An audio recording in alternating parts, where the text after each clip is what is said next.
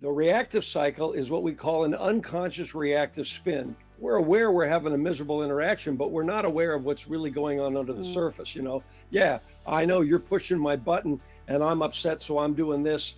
And I can see you're upset and you're doing this. And that's the level of awareness. The first step is to go, whoo-wee, I'm stirred up. I had a button pushed. Wow. And therefore be able to choose to not react, which is where the power comes.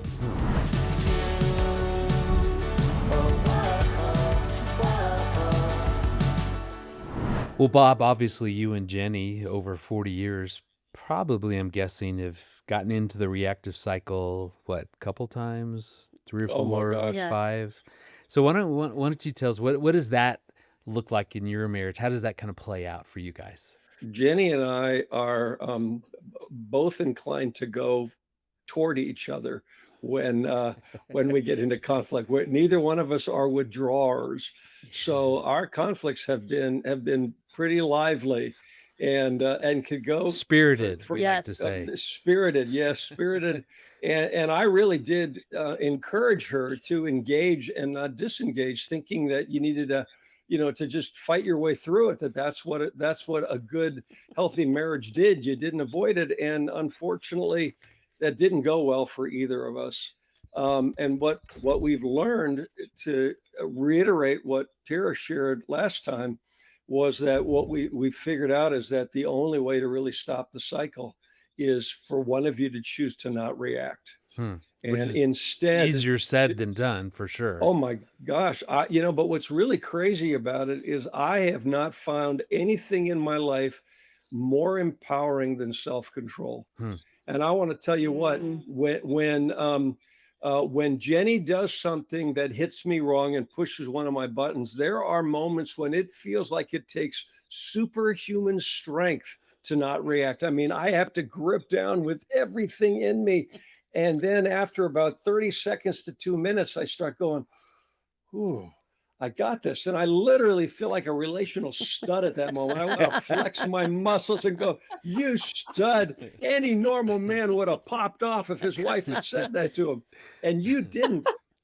But it stops the cycle, Hmm. because the cycle will continue as long as both people react.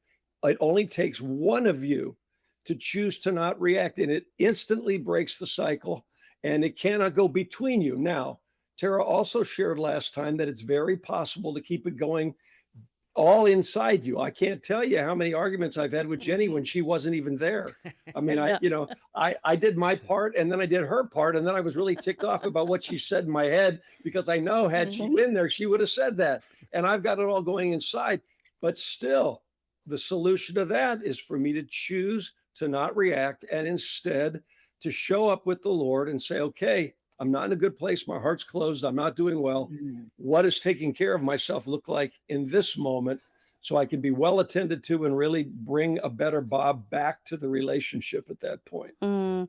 Bob, I was not aware that you and Jenny also shared the fight stance Oh, yeah. in conflict as Greg and I do. And I don't know if you've seen the research on it. They say it's the most difficult stance in marriage. And the majority of couples that are fight don't make it to marriage counseling because they're so stuck in the cycle, and they end up divorcing. And so look at us, 44 years, 33 years, here we are. Well, and the good news about it is like I said, I always felt disappointed and dissatisfied and disempowered when I continue to operate that way. I am Mm. shocked Hmm. by how empowered I feel by really learning self-control and seeing what a Yeah. benefit it is to both me, to my wife, and to our relationship. And it allows us to have a relationship that both of us can really like, Mm. that feels way safer than anything we did before, because we don't fight, we deal with issues, Yeah. but we Hmm. don't do it through fighting. We do it in more respectful, honoring ways. We Hmm. deal with the issues, but Mm. with respect and honor, caring for ourselves, caring for one another. Mm. Very So different good. deal. Yeah, So good. in because you and I, I wrote a book one time called "Fight Your Way to a Better Marriage," using the title, laugh your way to a better marriage. And you hated that. Remember, we talked and we I argued, hate that debated, title. and I do agree ultimately with what you're saying is that, yeah, we want to fight free zone within our relationship. We want to work through problems.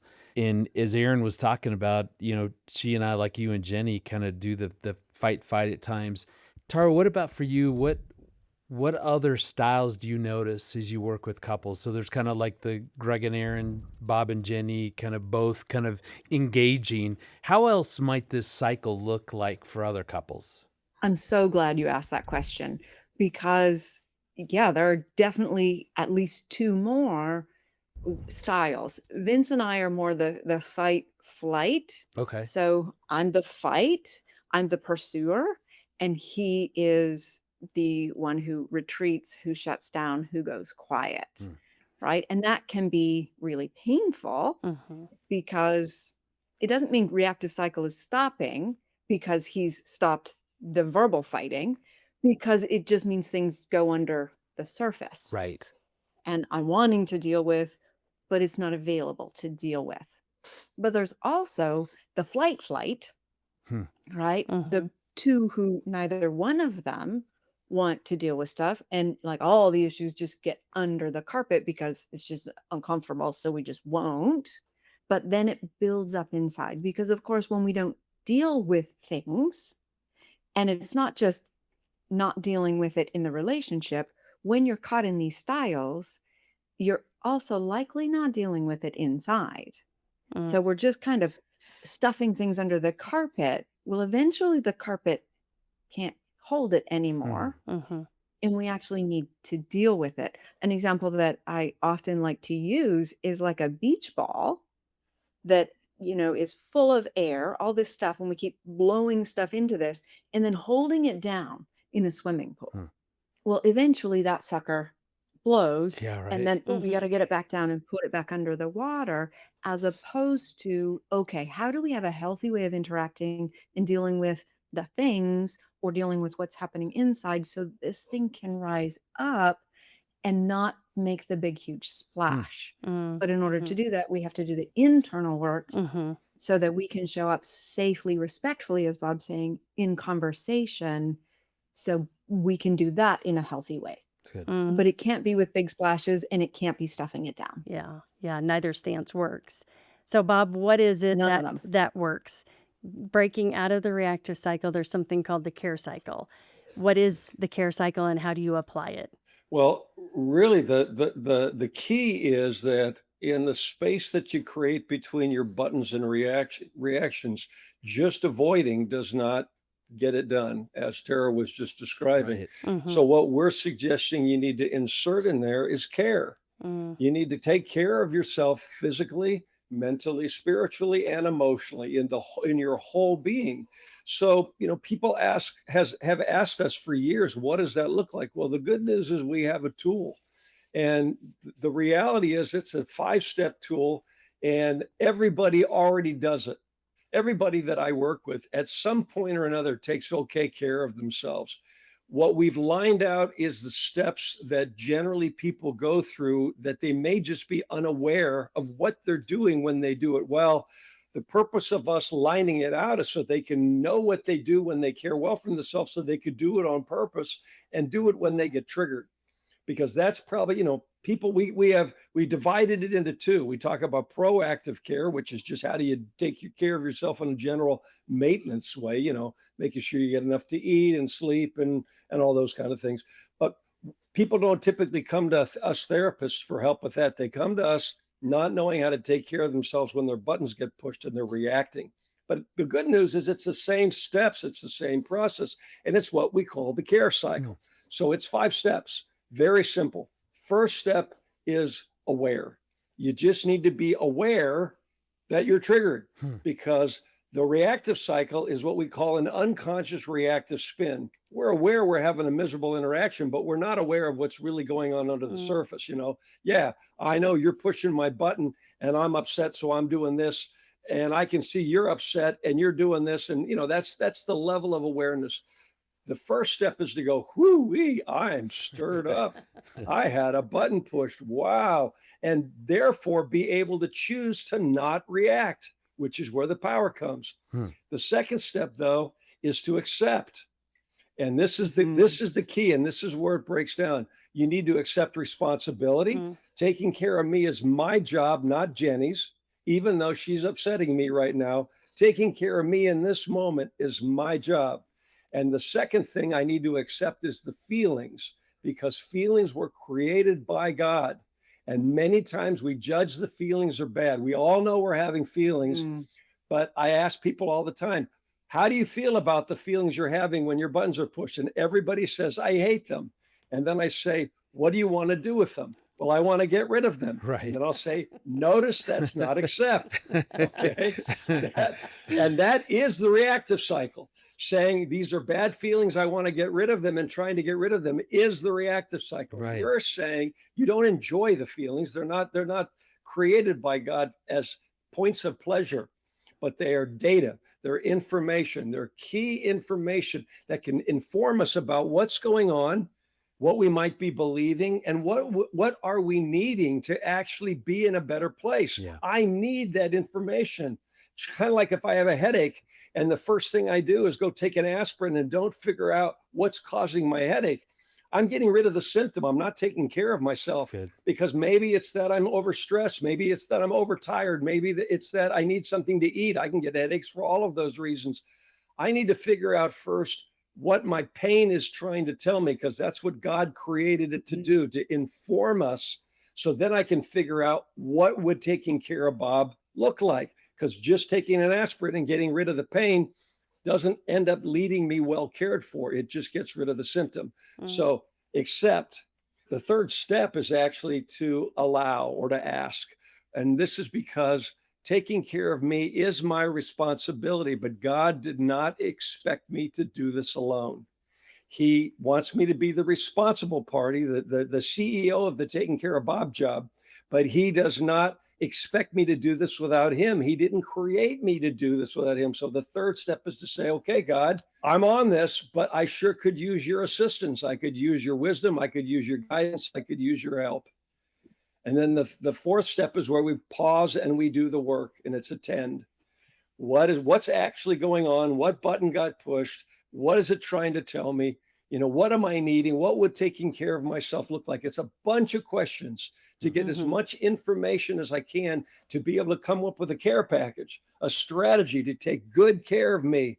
And then the final step, the final A of the 5 A's is act. Hmm. Then I do what I came up with and I see how it goes. So it's aware, accept, allow, attend, and act. 5 A's. Yeah. And in Empowered to Love, we lined it out very, very clearly. So I don't expect everybody listening to remember on it, all of that, but we've got it lined out in perfect order. And again, you're going to realize when you start doing it that, oh yeah, I do this. This isn't something I don't know how to do. It's just you figure out what you're doing when you do it well, and do it on purpose when you're in a tough place. And it's a huge, big benefit. Yeah. Mhm. Tara, where do people then struggle with this? Like, it makes sense as Bob lays out the 5 steps, like you guys are saying, we're probably already doing this, but which one is often the big challenge for people to get into this? There's actually two places where people get tripped up most frequently. The first, Bob has already talked about, is this accept. Hmm. Mhm. And that one is a bit of a barrier to get over, because we hear a lot of pushback, but I didn't cause this. I didn't do this. My spouse did this thing. Why do I need to accept this? And there's this sense of, but these feelings feel terrible. I don't want to. And it's natural survival strategy to push away from pain. But as higher beings that the Lord created us to be, we have this power to not just survive and push away, but we can turn toward and bring forward and do something that other animals can't do. They can't process through, but we can process through this. I use an example with the accept that often resonates for people. Say you get into a car accident, you're sitting at a left turn signal, you're waiting for your turn, you're doing everything right. And then some other car pulls up behind you, hits your car, you spin out, hit the light standard on the other side, but their car is fine and they take off. Now, I'm in this car. Hopefully, I'm not injured, but I need to take responsibility. I have to call insurance. I have to maybe do physiotherapy, maybe some psychotherapy. I need to go forward with this. And if I decide not to, it's that driver who did it. I have that option. And there are people who are totally stuck, back in 94 when that car hit me and ruined my life. We know of people who get stuck like that. And we don't have to. Like, we Mm. can accept that was terrible.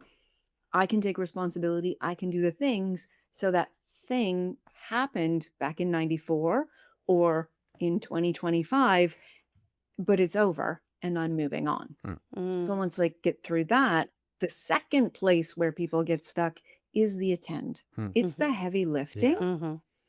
And like often we want to stay focused on the present, that it's this thing with my spouse. And maybe it's the thing with your spouse. So that thing is significant. And I don't want to minimize the dynamics. So if you like, yes, this was a big deal. But when you have unresolved things from your history, whether it's big T trauma, and many people unfortunately have big T trauma, Yeah. or little t trauma, which I would describe as anything that our nervous system wasn't able to process through and it got stuck as unresolved in your body. That's a little t trauma, right? May not look traumatic, but for me, it got stuck. A lie got written in there, and I'm living my life out based on that lie. So this thing with my spouse happened, which is significant, but I'm experiencing it as this major, major thing. And we're kind of bringing in way more emotion Mm. and response to it. So in the attend, one of the questions is this familiar? Hmm. And if you allow yourself to really be open and, yes, I have felt this before. Well, when's the earliest that I have experienced this? Oh my goodness. I experienced this back with my dad or my mom or in school. Oh, this is this little part of me that's wounded, that's hurting, that's never received healing and believed lies because I didn't have an adult brain to bring perspective. So now I need to do work there. And the power of doing this work when we heal that memory from way back when, it changes the experience. So now that thing happens with my spouse, which is still a thing, but I experience it as just the thing rather than all of the hypercharge Yeah. Mm. that comes Mhm. behind something that's unresolved. Yeah. Mhm. It's helpful. So coming out of the reactive cycle, really the first step is to attend to oneself through the care cycle.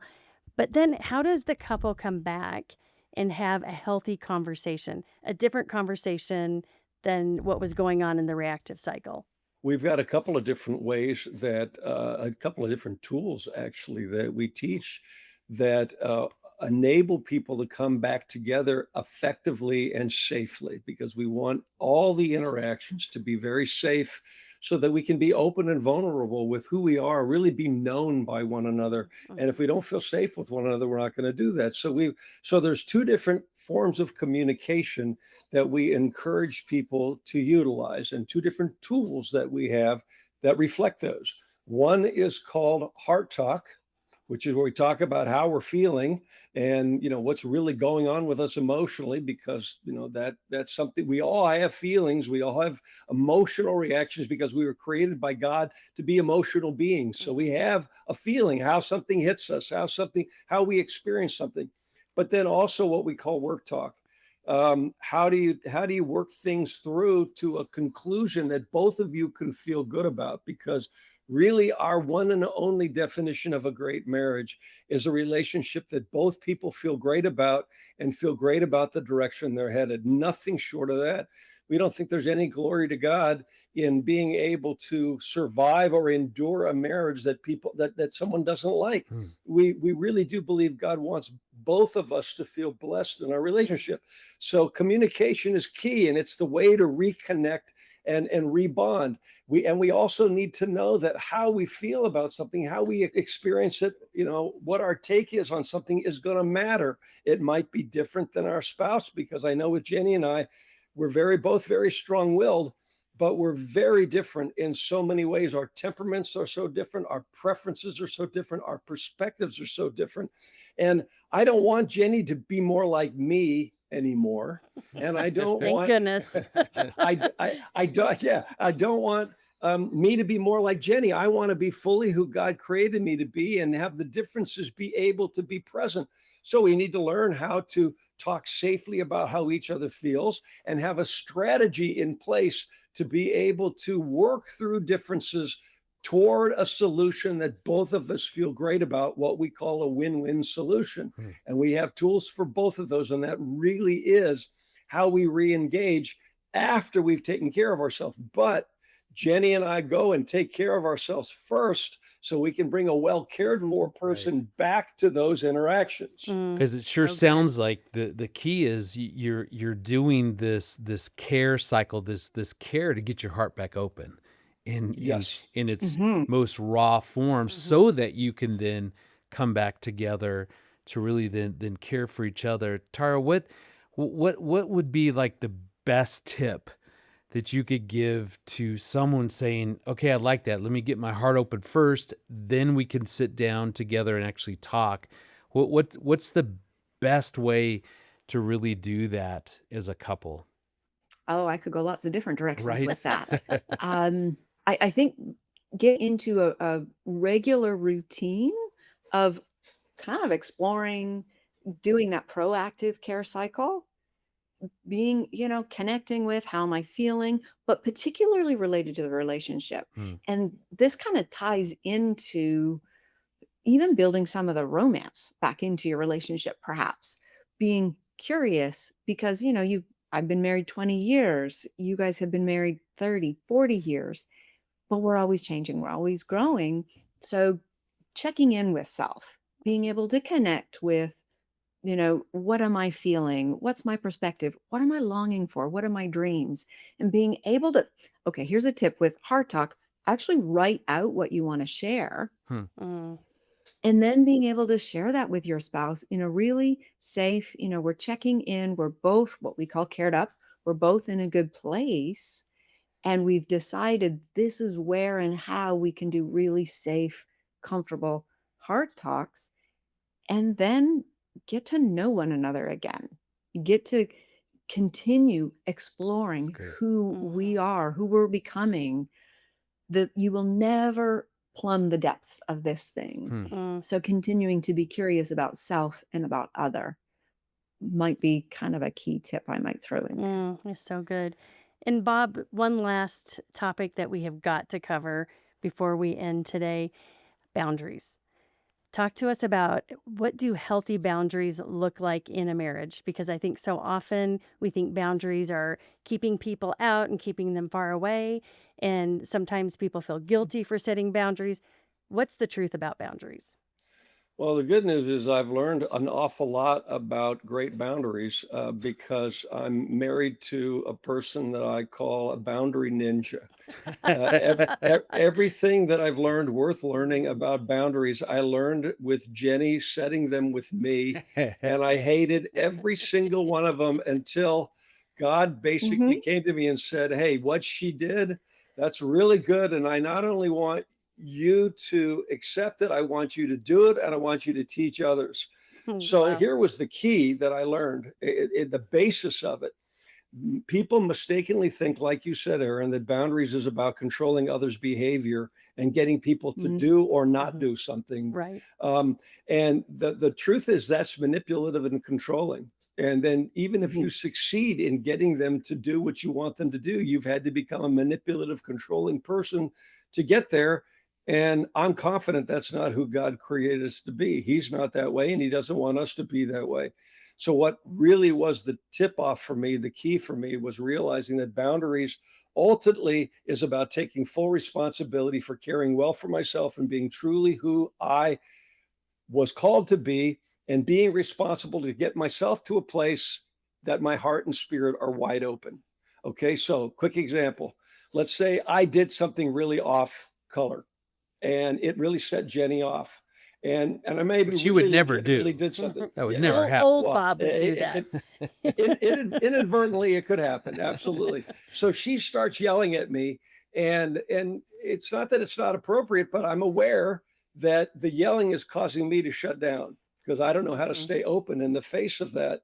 So here, a good Christ-centered, responsible boundary always has two steps. Step number one is to make a request. Okay. And the request might be, hey, Jenny, I know you're upset, but if you could talk to me without yelling, it would help because I'm shutting down. Now, for it to be a request, no must be an acceptable response, because if no is not, it's not a response, it's a demand. And it doesn't matter how sticky sweet I say it. If I say, oh, dearest love of my life, it would mean ever so much to me if you would kindly speak to me in a civil tone so my heart could stay open. And then she yells or says, no, I'm not, and I get upset. That wasn't a request, that was a demand. Hmm.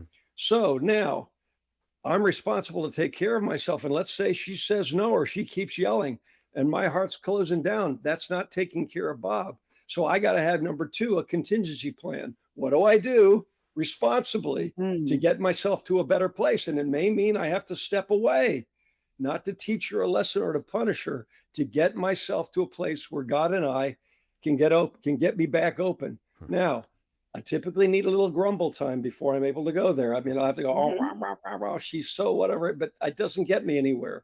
And I want as quickly as I can get to a place to say, God, my heart's shut down. I need to get reopened. Lord, can you help me? And then he and I will do the work to get my heart back open Mm. where I can feel compassion for me and realistically feel compassion for Jenny. I may not be in the same room as she is at that point, but I'm able to get there because I know that unless my heart's open and reconnected to God, I'm no good to anybody, myself included. It's so good. Which is it's so powerful. And what's so fun to hear is how these tools that have been developed over these years, when someone really learns them and is willing to implement them, boy, that really makes such a big difference in their marriage, and it helps them to get where they really want to be. And it is empowering. The key that was so counterintuitive is really to make a great marriage happen. It's the health of the two individuals and the work that we're doing first and foremost on the individuals. That's what's going to make the big difference. In we just love your passion. We love that you guys are honest with your own marriages, and the good, the bad, the ugly. All of that just helps to make these tools that can make such a big difference make so much sense. So we just want to say thank you guys for your willingness to dive into these trenches and really help couples find a marriage that they're both thrilled with. So thanks, you guys. Absolute pleasure. Thank you for being here. Thank you.